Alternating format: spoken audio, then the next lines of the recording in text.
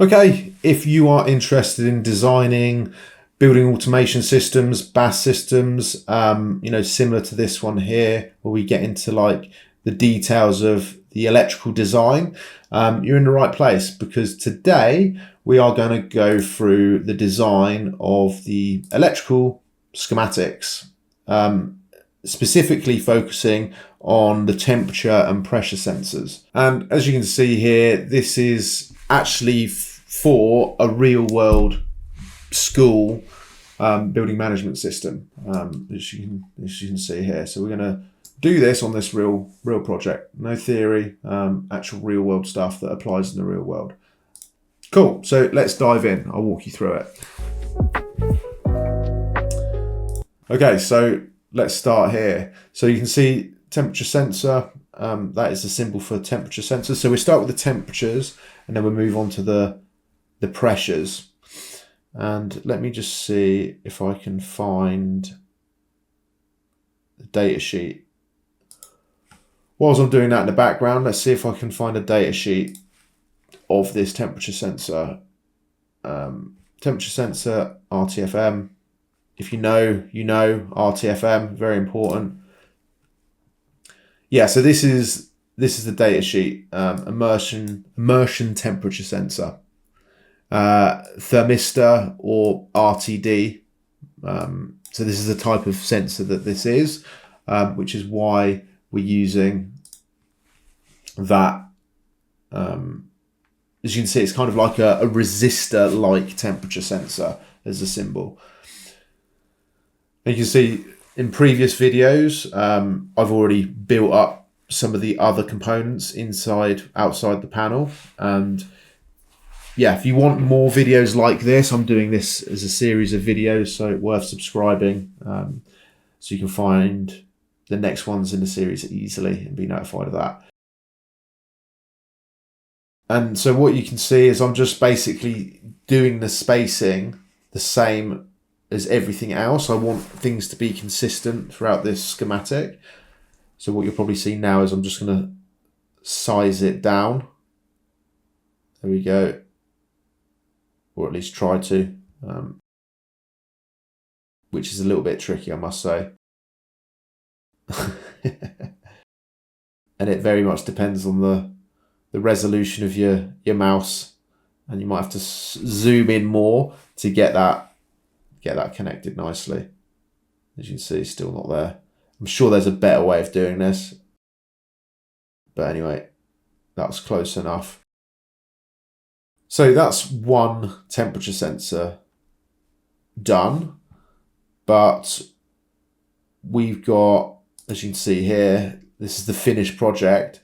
We've got multiple sensors for various different areas within the project. So I'm going to be creating these, 1, 2, 3, 4, 5, 6, 7, 8 of them.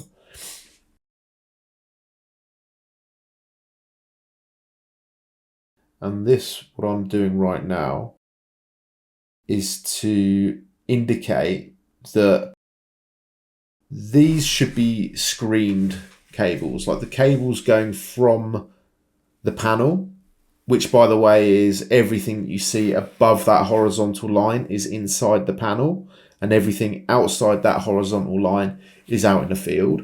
So what I'm about to draw now is a screened symbol to indicate that this cable should be screened, it should be connected to earth, because it's an analog signal susceptible to noise, susceptible to interference. So we want to make sure that any of that noise or interference, if it is induced onto that cable, that the screen takes that away from the actual analog signal coming from the temperature sensor in the field to the PLC in the control panel. So that's what I'm drawing here. You can see I've drawn it in a solid line, and now I'm just changing it to a dashed line to indicate that it's screened. So we can fast forward a little bit here. It's just getting the spacing right of the dashes.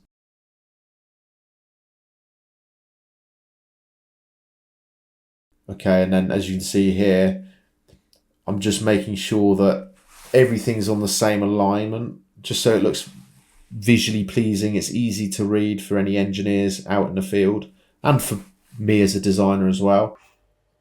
So yeah, you can see that that's on the same line now as everything else that I've drawn. Next thing is to label it.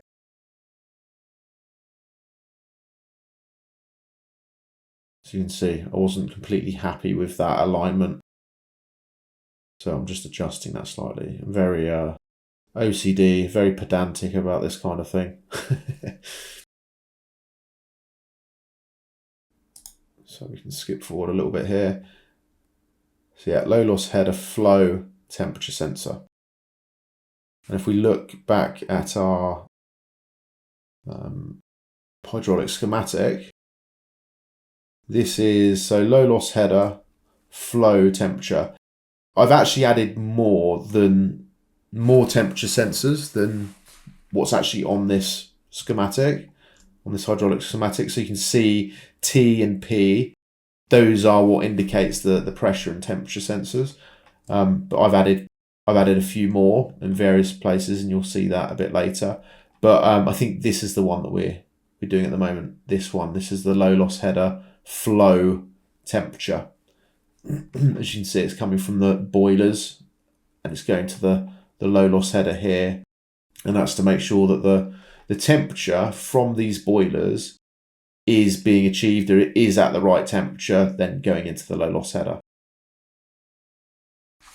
And you can see here that I've added in the component. So if we zoom in a little bit in a second, you'll see that it's the component is from EC products, and then the part number as well, which we can see here. This is one of our programs, by the way. If you're interested, links in the description. And this basically helps engineers, businesses, upskill in controls automation, BMS, and either develop their career or grow their businesses and sort of pivot into the industry where they can do more profitable, more enjoyable work. So you can see here RTFM. If you know, then you know. What I've just drawn here is really what you can see here. It kind of, the clue is in the tech manual. It always is. That's why it's so important to read in manual. Okay, so you can see that's kind of what I've drawn. And as you can see, it's from EC Products, and it's a TEI, I think. TEI. I've already been through the specification of this. Let me just double check, so I know that I'm specifying the right temperature sensor. TEIT. So what one's that? Let's just double check. TEIT. Yeah, so it's this version. A 10,000 ohm temperature sensor, or thermistor. And you can see that I've just duplicated all of them. Once I've done one or two, then it's just a matter of then getting the spacing right and then just copying. So here we go, move, and then I will be copying. Remove that spacer, or not remove the spacer, keep it there because it's going to keep the spacing for the next ones. And there you go, just copy and paste, nice and simple. And then it's just a matter of just changing all the names of where these temperature sensors are in the field and what they're actually monitoring. So that's things on the temperature side. We can skip forward now. And then the next thing is our pressure sensor. So I've already got the symbol out in my library within the schematic, which is kind of how I do things. Just makes design work so much quicker and easier. Yeah, you can see here, on the model page, everything is in the model page, because then when we actually print out our schematics, they're going to be each page is going to be on these pages here, which is, as we can see here, page 1, page 2, page 3. So, and we can decide what this page sees within the model. We can sort of drag and drop or size, drag and size it correctly. What's in the model here to then what goes on the page. So yeah, the next thing I'm doing here is just sizing the pressure sensor. You see it's a bit painful to do, just like we did with the temperature sensor. So I'm going to just skip forward past that, get it as close as we can. There we go. Because I want it to be the same spacing again. Just keep everything consistent. And we can put that onto the next page, or this page. And let's have a quick look at the tech manual. So pressure sensor RTFM, pressure sensor tech manual. So again, these are from EC Products. This is a PT603. And let me just double check. Are we using this? Are we using the 0 to 10 volt configuration or the 4 to 20 milliamp configuration? I think, yeah, we're using, actually, I remember now, we're using the 4 to 20 milliamp signal. So connection 1 and connection 2. And you can see here 1, 2, 3. And then you've got a ground or an earth here. So 1, 2, 3 is obviously if you're using it like this, in this configuration. 1, 2, 1, 2 is if you're using a 4 to 20 milliamp signal. And you can see, so you send out 24 volts DC on connection 1, and then coming back is the 4 to 20 milliamp signal. So on this sensor, it's really important that you get the polarity round the right way, as opposed to on the temp sensor, the polarity just doesn't matter. It's the same, the sensor is the same either way. Polarity independent, there you go. So that's why, what we're doing back here in the drawing, skip forward a bit. Yeah, that's why you'll see what I'm doing here is I'm actually labeling the terminals of the pressure sensor. You know, again, this is just to be helpful towards the commissioning engineers, the guys on site, you know, the installation team. There's no question. They know exactly, you know, what part of the cable connects to what terminal block in the panel and what part of the cable connects to the pressure sensor out in the field. So let's skip forward a bit and just getting the spacing nice and neat and consistent. And I think I draw a box to start with, but then you'll see that I scrap that. There we go. This is kind of what it ends up looking like. So yeah, let's skip forward. You can see that I'm just labeling now so we get the polarity correct from the PLC to the sensor, or from the sensor to the PLC.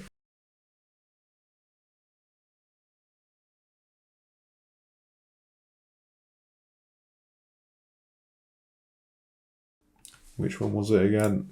It's PT603. PT603. I don't think I depict exactly what model it is, but yeah, it's a PT603, and then it's probably one of these, because it, as you can see here, depending on the range that we want to measure, you know, you've got different ranges here. So I can't remember what the range was that I chose here. But yeah, the pressure sensors that I'm doing now, you can see, are the pressure sensors either side of the duty standby pumps. So 1, 2 duty standby pumps and pressure sensors, 4 of them here. We've got pressure sensor here, pressure sensor here. So yeah, that's that. So yeah, that's pretty much it. I think you get the idea. That's how we design it. Is there anything more to show you? I don't think so. Yeah, and then obviously just the labeling. And that's pretty much it. So yeah, if you are an engineer, technician, electrician, or run an electrical, mechanical, HVAC business, and you're looking to bring controls in-house, or you're looking to upskill and land a role in the industry as a BMS engineer, controls engineer, there's links in the description. We should be able to help you with that. So go check them out. All right, see you on the next video.